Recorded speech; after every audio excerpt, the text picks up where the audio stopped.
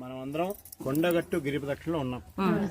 ఈ గిరి ప్రదక్షిణ దారిలో అద్భుతమైన బిల్వ వృక్షం ఉంది. ఇక్కడ ఇదిగో చక్కగా దర్శించుకోండి. ఈ బిల్వ వృక్షం కింద మనం ఒక చిన్న శివుణ్ణి ఇప్పుడు ప్రతిష్ఠితం చేయబోతున్నాం.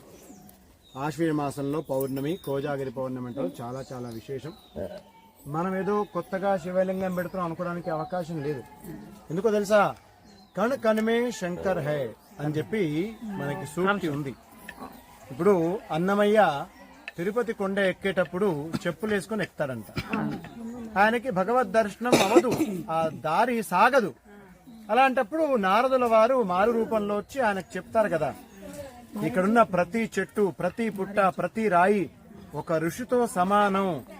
తపస్సు చేస్తున్నటువంటి ఋషులు వీళ్ళంతా కేవలం దైవ అనుగ్రహం చేత వీళ్ళిక్కడ ఆ దేవుని కోసం మాత్రమే అడవిలో ఉన్నారు అని. అది నిజంగా అద్భుతమే, దాంట్లో సందేహించాల్సిన పనే లేదు. అలాంటి ఈ యొక్క పచ్చటి వాతావరణంలో ఈ బిల్వ వృక్షం కింద మనం ఈ శివుణ్ణి చక్కగా ప్రతిష్ఠితం చేయబోతున్నాం. ఒక 2 నిమిషాలు చక్కటి మంత్రాల తర్వాత మనం ఇక్కడ అందరూ మనసులో ఓం నమః శివాయ చెప్తా ఉండాలి, మాట్లాడకూడదు. ఓం నమస్తే అస్తు భగవన్ విశ్వేశ్వరాయ మహాదేవాయ త్ర్యంబకాయ త్రిపురాంతకాయ త్రికాగ్ని కాలాయ కాలాగ్ని రుద్రాయ నీలకంఠాయ మృత్యుంజయాయ సర్వేశ్వరాయ సదాశివాయ శంకరాయ సోమసుందరేశ్వరాయ శ్రీమన్మహాదేవాయ నమః. సద్యో జాతం ప్రపద్యామి సద్యో జాతాయ వై నమో నమః.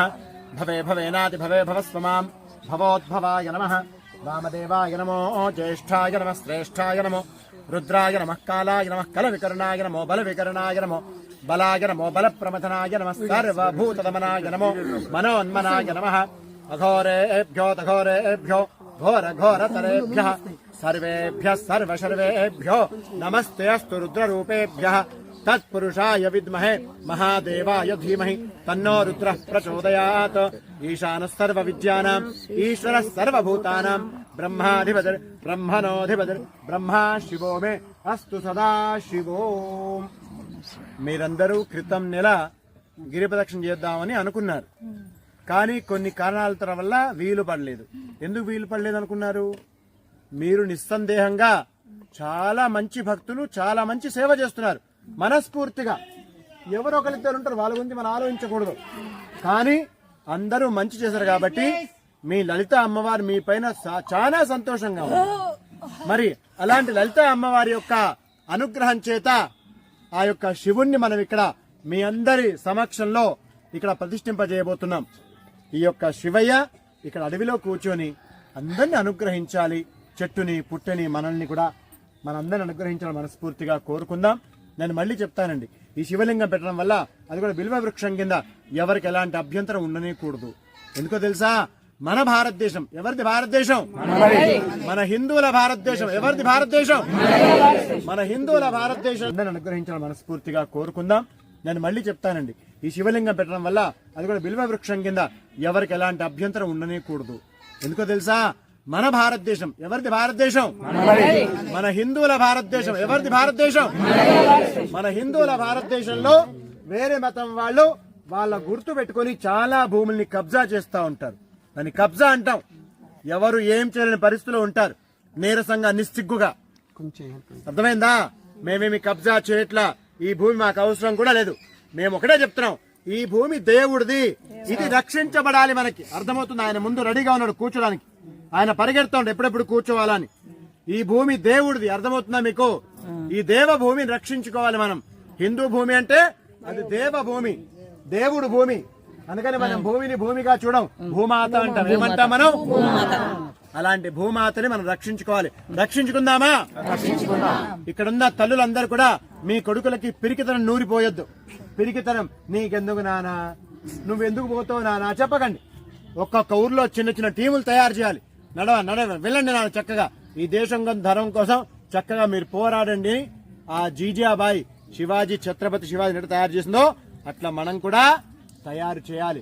ప్రతి గ్రామంలో వివేకానందుల వారు ముందుకు రావాలి. ప్రతి గ్రామంలో రాణా ప్రతాప్, భగత్ సింగ్ ఇలాంటి వాళ్ళు సిద్ధంగా ఉండాలి. అర్థమవుతుందా? అలాంటి వాళ్ళ కోసమే ఇంతమంది తల్లులు వచ్చినట్టుగా అనిపిస్తోంది. మీ అందరి యొక్క రావణాసుడు తెలుసు కదా మీకు, శివుని ఆత్మలింగాన్ని పట్టుకపోతాడు ఎక్కడికి? లంకకి. అప్పుడు వినాయకుల వారు వచ్చి ఆత్మలింగాన్ని మన భారతదేశంలో ప్రతిష్ఠింపజేస్తాడు, రావణాసుడు లంకకి తీసుకెళ్లకుండా. ఇప్పుడు అలాగే అనుకుందాం మనం, మన యొక్క ఆత్మ, మన ఆత్మలో శివుడు ఉన్నాడు, అది ఆత్మలింగం. దీని పేరు ఆత్మలింగం. ఈ రోజు ఏం పేరండి? ఆత్మలింగం. ఇది ఆత్మలింగం. ఏం పేరు ఇది? ఏం పేరు? ఇలాంటి ఆత్మలింగాన్ని, మన అందరి ఆత్మని ఇక్కడ మనం ప్రతిష్ఠింపజేస్తున్నాం. మన ఆత్మలో ఉన్న ఒకే ఆవేదన, ఈ దేశం ధర్మం కాపాడడం జరగాలి. ఆయన ఒకసారి ఆయన భార్యని పార్వతీ అమ్మవారిని అవమానిస్తే దక్షయజ్ఞంలో, అవునా కాదా, కాలభైరవుని సృష్టించాడు. మొత్తం అంతా ఎవరెవరైతే వ్యతిరేకంగా మాట్లాడారో, ధర్మానికి విరుద్ధంగా ఉన్నారో వాళ్ళందరూ సంహరించడం జరిగింది, వాళ్ళందరికి శిక్ష ఇవ్వడం జరిగింది. అలాగే ఈ శివుణ్ణి కోరుకుందాం. ఈ భారతదేశం, ఈ సనాతన ధర్మం, ఈ హైందవ సాంప్రదాయం, ఈ దేవాలయాలు, ఈ దేశం, ఈ ధర్మం, ఈ స్త్రీమూర్తులు, ముఖ్యంగా అమ్మాయిలు సుఖ సంతోషాలతో సమృద్ధిగా ఉండాలని కోరుకుంటూ జై శ్రీరామ్, ఓం నమః శివాయ, భారత్ మాతాకి. మీరందరూ చెప్పండి, స్వామి ఈ దేశాన్ని, ధర్మాన్ని, ఈ దేవాలయాల్ని కాపాడుకుంటాం అని మనస్ఫూర్తిగా సంకల్పం తీసుకుంటూ ఆత్మబలంతో ఆత్మలింగాన్ని ఇక్కడ ప్రతిష్ఠితం చేయడం జరుగుతోంది. హర హర మహాదేవ,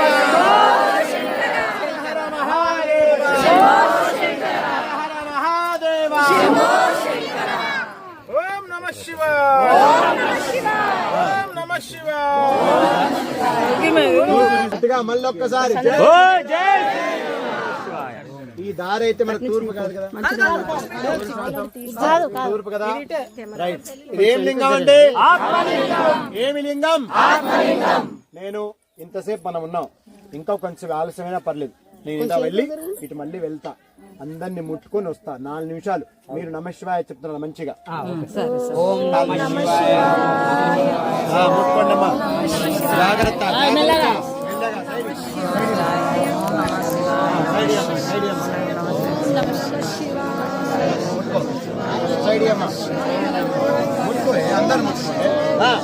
అందరు ముట్టుకోండి.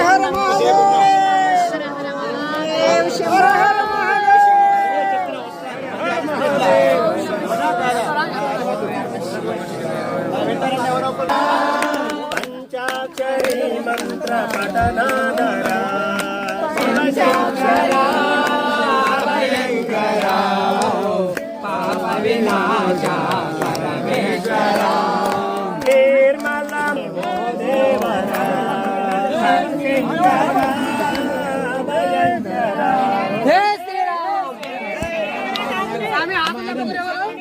అందరు ఆగండి, ఒక్క విషయం స్పష్టం, ఒక్కసారి ఆగండి, ఒక్క విషయం స్పష్టం.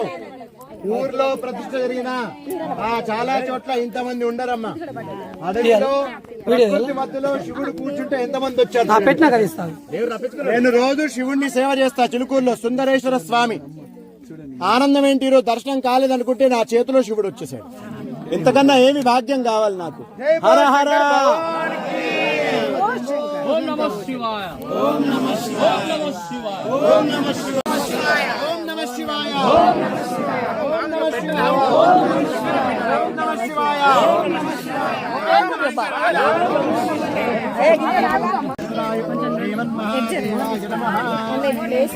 చెప్పకండి ఎవరు? దీన్ని జాగ్రత్తగా సిమెంట్ ఎవరేస్తారు? జై శ్రీరామ్.